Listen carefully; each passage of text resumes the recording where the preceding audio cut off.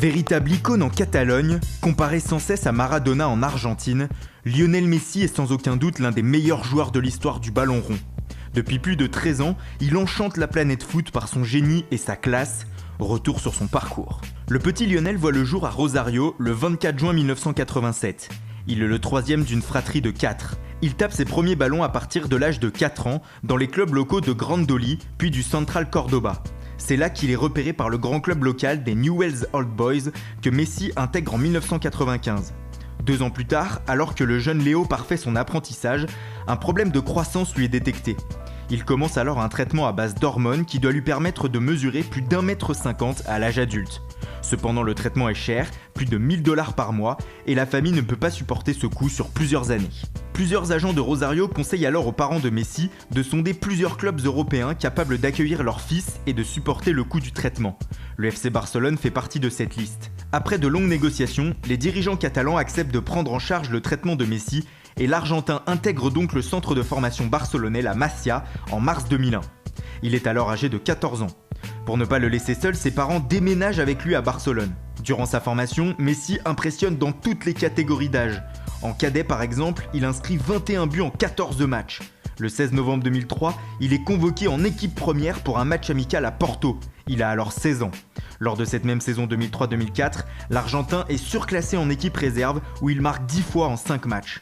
Devant le phénomène, les dirigeants craquent et lui font signer son premier contrat pro en 2004. C'est d'ailleurs en cette fin d'année que Frank Rijkaard, l'entraîneur du Barça, se jette à l'eau. Le 16 octobre, il décide de faire entrer Messi en cours de match sur la pelouse de l'Espagnol Barcelone.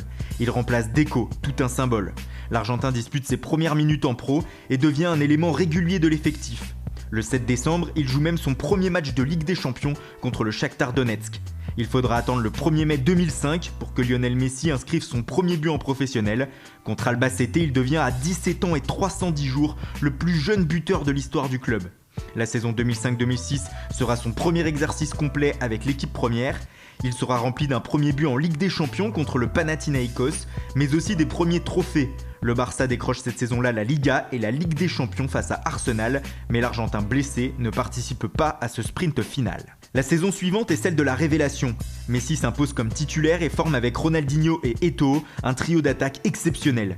En 36 matchs, il inscrit 17 buts, dont certains mémorables, comme ce triplé lors du Classico face au Real afin de décrocher le nul 3 buts partout, ou ce slalom à la Maradona contre Retafe en Coupe du Roi qui fera le tour du monde.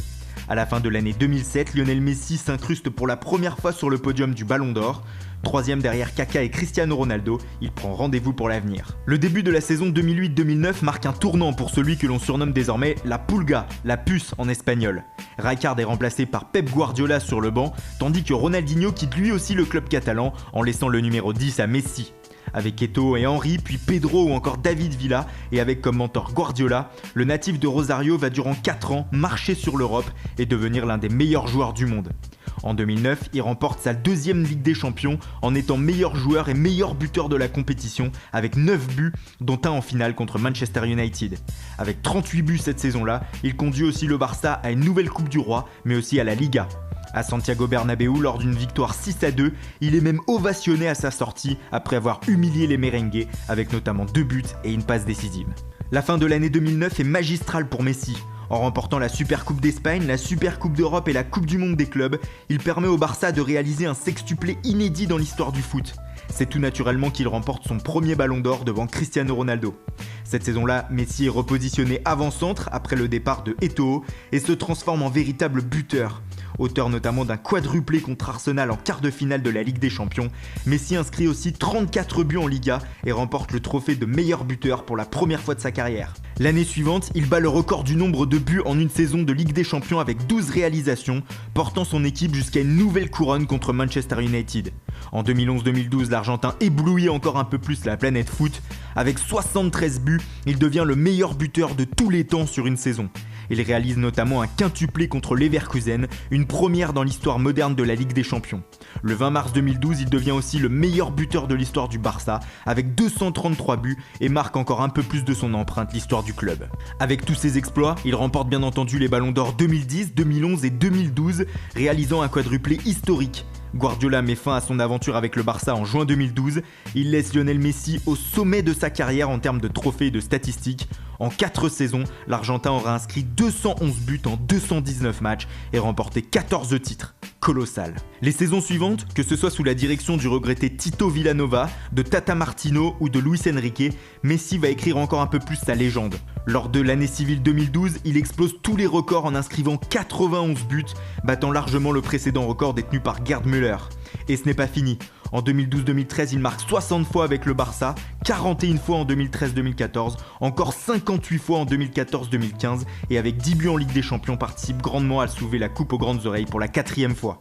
En novembre 2014, il devient le meilleur buteur de l'histoire de la Liga espagnole, puis est désigné en 2017 meilleur joueur de l'histoire de la Liga par le Centre d'investigation de l'histoire du football espagnol, après une nouvelle saison à 54 buts. Surtout, il s'impose comme le leader de l'attaque barcelonaise, usant les grands attaquants venus tenter leur chance au Barça, comme Samuel Eto'o, Zlatan Ibrahimovic ou même David Villa. Depuis le début de sa carrière, les statistiques et le palmarès de Messi sont tout simplement hallucinants.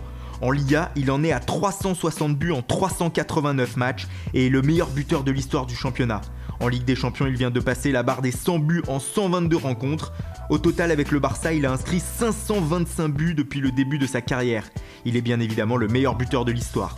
Son palmarès aussi est long comme le bras, avec 30 titres, 4 Ligues des Champions, 8 Ligas, 5 Coupes du Roi, 7 Super Coupes d'Espagne, 3 Super Coupes d'Europe et 3 Coupes du Monde des clubs, sans oublier ses 5 ballons d'or. Des performances sur le prix qui ont permis à Messi de devenir une icône mondiale. Il a été nommé 3 fois par le magazine Time dans le classement des personnalités les plus influentes de la planète. Les marques publicitaires se l'arrachent, ce qui fait grimper les revenus de l'Argentin. En 2016, il était le 2e joueur le mieux payé de la planète derrière Cristiano Ronaldo avec 76,5 millions d'euros de revenus.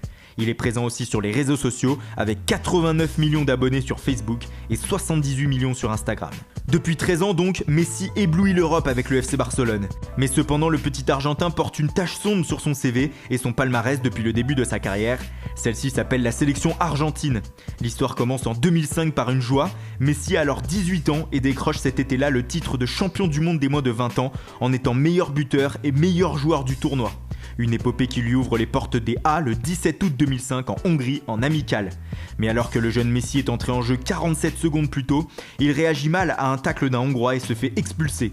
Le début de la malchance avec la sélection. Sur le banc lors de la Coupe du Monde 2006 en Allemagne, Messi perd sa première finale de Copa América en 2007 contre le Brésil. En 2010, il ne permet pas à l'Argentine, entraînée alors par Maradona, de dépasser les quarts de finale de la Coupe du Monde. Un an plus tard, les Argentins sont piteusement éliminés de la Copa América jouée à domicile en quart de finale. On se dit en 2014 que l'heure de la star argentine est enfin arrivée, mais non, la Pulga n'arrive pas à porter son équipe en finale de la Coupe du Monde au Brésil face à l'Allemagne et voit son équipe s'incliner 1-0. Plus terrible encore, l'Argentine est battue 2 fois de suite en finale de la Copa América en 2015 et 2016 par le Chili au tir au but. C'en est trop pour Messi qui annonce sa retraite internationale avant de se raviser quelques semaines plus tard. Celui que l'Argentine voyait comme le nouveau Maradona reste néanmoins le meilleur buteur de la sélection avec 62 buts. Il est également champion olympique, un titre acquis en 2008 à Pékin. Depuis, la Pulga a qualifié à lui seul son pays pour la Coupe du Monde en Russie. Le mois de juillet prochain sera-t-il enfin le moment du sacre pour Léo?